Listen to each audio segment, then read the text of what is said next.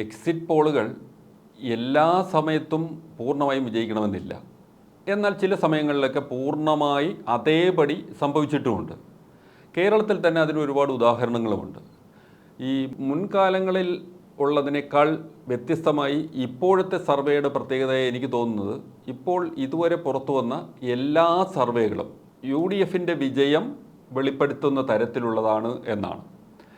എന്നാൽ അതിലൊരു പ്രത്യേകതയുണ്ട്. UDFിന് വൻ വിജയം ഒരു സർവേയും പ്രവചിക്കുന്നില്ല. മിക്കവാറും സർവേകൾ 70 മുതൽ 80 സീറ്റ് വരെയാണ് UDFിന് പ്രവചിക്കുന്നത്. അതിൽ തന്നെ 70-72 സീറ്റ് വരെ പ്രവചിക്കുന്ന സർവേകളുമുണ്ട്. LDFിന് ശരാശരി 60 സീറ്റാണ് സർവേകളിലുള്ളത്.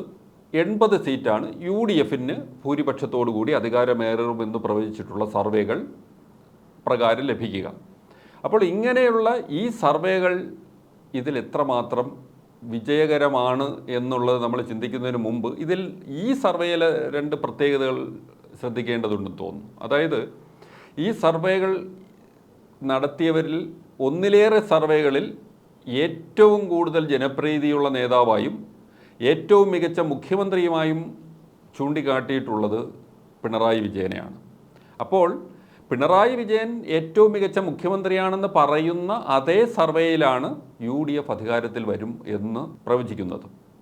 രണ്ടാമത്, 50 വയസ്സിന് മുകളിലുള്ളവരിൽ ഏറ്റവും കൂടുതൽ പേർ നിലവിലുള്ള സർക്കാർ, അതായത് LDF സർക്കാർ, പിണറായി സർക്കാർ 3ാം വട്ടവും അധികാരത്തിൽ വരണമെന്ന് ആഗ്രഹിക്കുന്നവരാണെന്ന് ഈ സർവേ ഫലങ്ങൾ വ്യക്തമാക്കുന്നുണ്ട്. അതിനവർ കാരണമായി പറയുന്നത്, അവർക്ക് നിലവിലുള്ള പെൻഷൻ തുക, സാമൂഹിക സുരക്ഷാ പെൻഷൻ കൃത്യമായി കിട്ടണമെന്ന ആഗ്രഹമുണ്ട്. അതിന് പിണറായി മുഖ്യമന്ത്രിയായി വരണം എന്ന് അവർ ആഗ്രഹിക്കുന്നു എന്നതാണ്. അപ്പോൾ ഈ 2 ഘടകങ്ങൾ വച്ചുകൊണ്ട് ആണ് LDFിന് ഒരു വോട്ട് ചെയ്യുന്നു എന്ന് 2 വിഭാഗത്തിലുള്ളവർ പറയുമ്പോഴും സർവേകൾ പ്രചരിപ്പിക്കുന്നത് UDFിന് വ്യക്തമായ മുൻതൂക്കം എന്ന് പറയുമ്പോൾ 70 മുതൽ 80 സീറ്റ് വരെ നേടി അധികാരത്തിൽ വരും എന്നാണ് സർവേകൾ പ്രവചിക്കുന്നത്. 2021, അതായത് 5 വർഷം മുമ്പുള്ള സർവേകളിൽ വളരെ കുറച്ച് സർവേകൾ മാത്രമാണ് LDFിന് ഭരണ തുടർച്ച പ്രവചിച്ചത്. അതിൽ തന്നെ ഇന്നിപ്പോൾ ഏതാണ്ട് ട്രോളായി ഈ സർവേ വന്നപ്പോൾ തന്നെ പലരുടെയും, പ്രത്യേകിച്ചും സ്വാഭാവികമായിട്ട് ഇങ്ങനെ ഒരു സർവേ, എല്ലാ സർവേയും ഇടതുപക്ഷത്തിന് വ്യക്തമായ മുൻതൂക്കം ചൂണ്ടിക്കാട്ടുമ്പോൾ സ്വാഭാവികമായിട്ടും ഇടതുപക്ഷ പ്രവർത്തകർക്കും അനുയായികൾക്കും അവരുടെ ഒരു നിലപാട് വളരെ മ്ലാനമായ ഒരവസ്ഥയിലാണ്. അത് സത്യമാണെന്നുള്ളത്, അതാണൊരു യാഥാർത്ഥ്യം. അപ്പോൾ ആ നിലയ്ക്ക് നോക്കുമ്പോൾ അവരുടെ ഭാഗം ന്യായീകരിക്കാൻ വേണ്ടിയിട്ട് എടുത്തിട്ടിരിക്കുന്നത് കഴിഞ്ഞ തവണ മലയാള മനോരമ ചാനലിൻ്റെ സർവേയാണ്. കാരണം ആ സർവേയിൽ മനോരമ തോൽക്കുമെന്ന് പ്രവചിച്ച ഏതാണ്ട് 30ഓളം പേരുണ്ട്.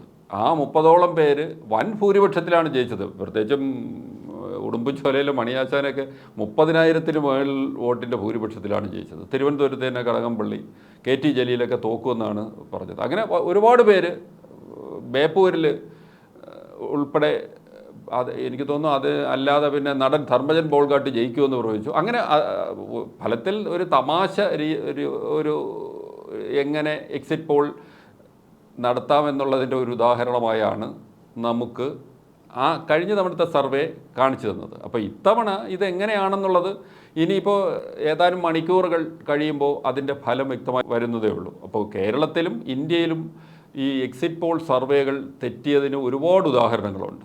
2021 തന്നെ ഒരു സർവേയിൽ പോലും 99 സീറ്റോടുകൂടി LDF അധികാരത്തിൽ വരുമെന്ന് പ്രവചിച്ചിട്ടേയില്ല. അപ്പോൾ ആ രീതിയിൽ ഇത് വളരെ ചുരുങ്ങിയ സാമ്പിൾ എടുത്ത് നടത്തുന്ന ഒരു സർവേയാണ്. അപ്പോൾ ഇതിൻ്റെ വ്യാഖ്യാനം അല്ലെങ്കിൽ വിലയിരുത്തൽ ആണ് ഇതിൽ വളരെ പ്രധാനപ്പെട്ടത്. അപ്പോൾ ആ വ്യാഖ്യാനം അല്ലെങ്കിൽ വിലയിരുത്തൽ എത്രമാത്രം ആധികാരികമായി അതിനെ നടത്തിക്കാൻ കഴിയും എന്നുള്ളിടത്താണ് ഒരു സർവേയുടെ വിജയം. ആ സർവേ ആ രീതിയിൽ വിജയിക്കുമോ എന്ന് ഇപ്പോഴത്തെ ഒരു അവസ്ഥയിൽ ഉറപ്പ് പറയാൻ പറ്റുന്നില്ല.